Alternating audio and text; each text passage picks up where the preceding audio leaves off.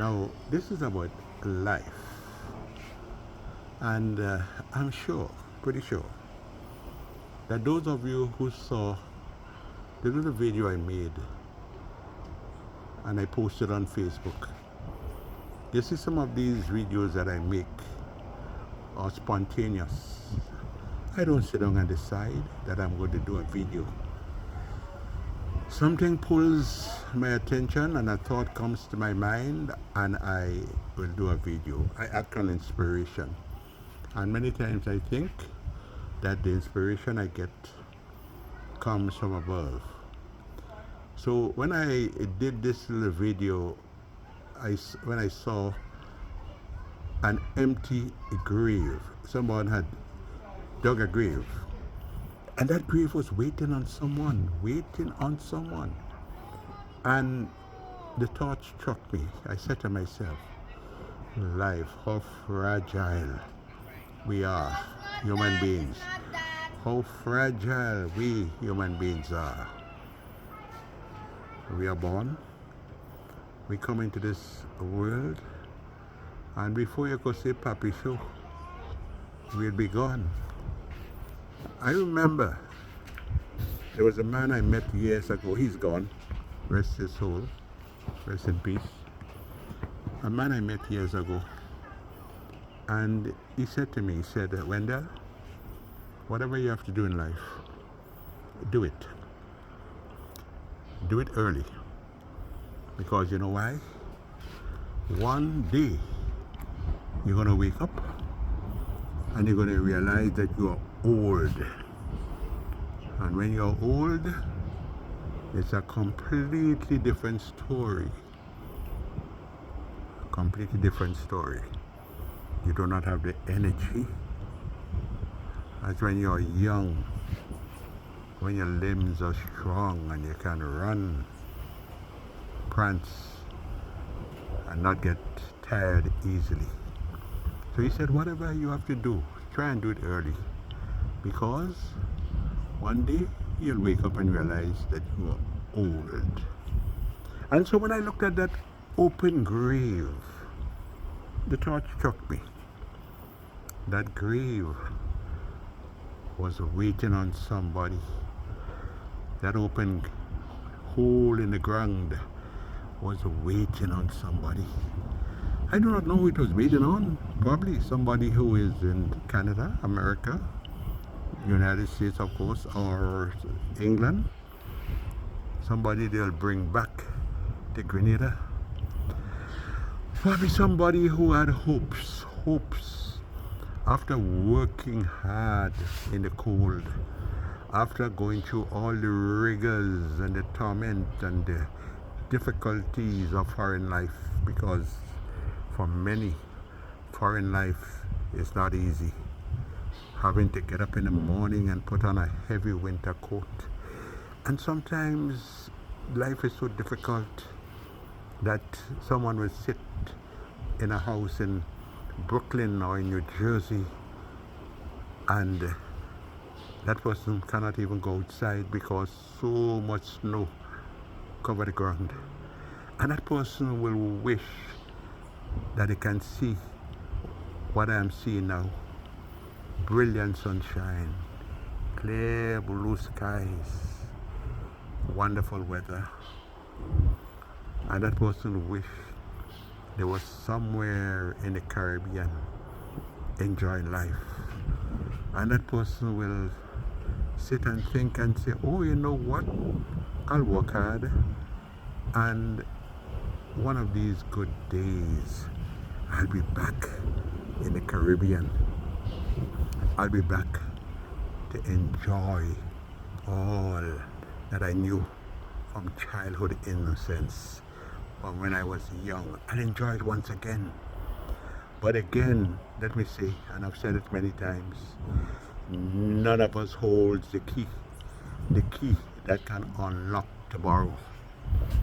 None of us knows when the clock is going to tick. None of us knows when the maker is going to call. And probably, I don't know, I said probably, perhaps, That hole was waiting on somebody who was thinking that they would have come back and enjoy the tropical climb. But it's life. It is life. We do not know. Another thing about life is things can change. Whatever you experience today, you might be living a life of opulence. You might be living a good life. Everything at your fingertip. That may not be the case tomorrow. It just may not be the case.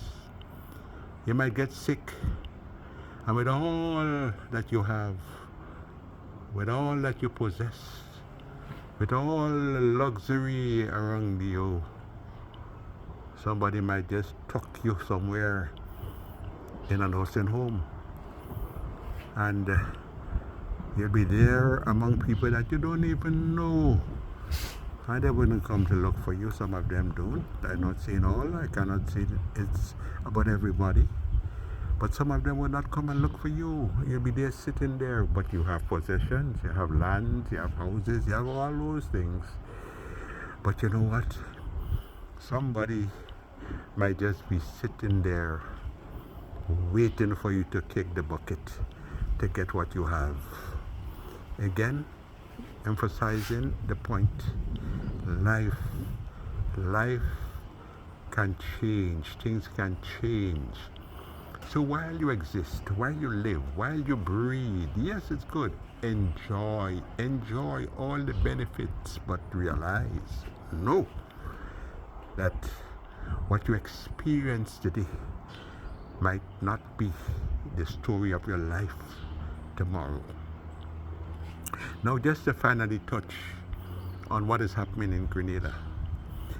I wrote a poem, and sometimes I just reflect on the poems that I've written when I think it's convenient, when it's appropriate to do so.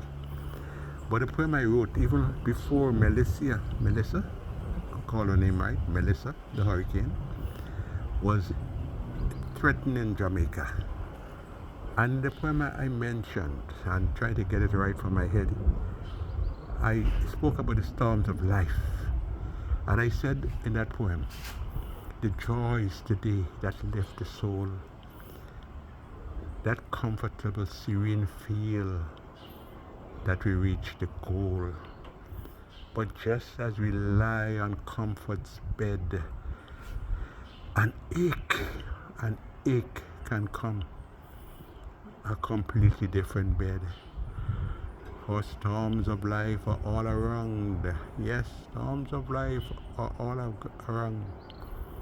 Like Melissa, can strike hard and cause more than a frown. So while we live and we enjoy the beauty of life, please note that things can change. That's why the book tells us, do not put your possessions so close to your heart that is all you have and all you think that is worthwhile in life. Do not do that, because it can vanish right before your eyes when a hurricane strikes. Before you could utter the word Papi Show, all that you cherish, all that you have can just disappear. Do not put your treasures on the earth, lay it on the earth, rather build it up where rust and dust does not corrupt. Having said that, let me just say a prayer today for the people of Jamaica. Those of you who live in Carriacou and experience the wrath of Beryl. When before Beryl struck, there were trees like the coconut tree, and then Beryl struck, and Beryl destroyed those trees. Yes, it happened. So just remember what I say. things can change. Things can change. Finally, don't put that on anybody. We're all human beings. And those you look at as lowly and ordinary, sometimes, you know what? These people can be more rational and have more intelligent thoughts than you. Believe it. Some people go to university, but the university never went through them. So the ordinary people, those that we call ordinary, and I always reflect on the writings of M.Z. Mark, and especially in his book, The Struggle to Construct and Disseminate His Philosophy of Life. Well, you have heard me reflect and talk about that book from time to time. And he said, do not call anybody ordinary. And we are told, a quotation I would say, you can mention, even the dull and the ignorant, they too have their story, and sometimes their story paints a better picture than the story that you have. Yes, never look down on people. Christ took ordinary, what you will call ordinary, what you will call ordinary, but M.Z. Mark will not call ordinary. He took them, people, and he made them fishermen. And we read of Peter, St. Peter. So yes, you are not better than anybody. You are not better than anybody, because we'll all end in the same place. If they don't burn you, if they don't cremate you, they're going to put you in the ground. And as far as I know, it is 6 feet for you and 6 feet for everybody. And when you're down there, everything that you cherish, everything that you loved, everything that you held up and used to cut style on people and walk around like a big shot and feel you're better than people, when you're down there in the earth, people hardly even remember you. They hardly even remember that you walk the face of this earth. Yes, your name might pop up once in a while. Somebody will say, boy, you see that boy, that man Harry? Boy, that guy could have played a cricket, boy. He was a very good cricketer. Or Sammy. Boy, nobody could dribble like Sammy on the football field. And you know what? After they say that, they're going on to another topic. The topic of the day. Because you are gone. You are history. Just a few thoughts, and you know what, it comes to mind. It's not something that I sat down and planned.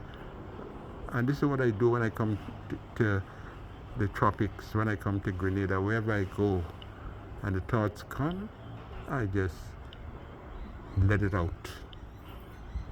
I hope that I made sense. I really hope I made sense. Anthony Wendell the Riggs. I'm hearing birds. You hear the birds?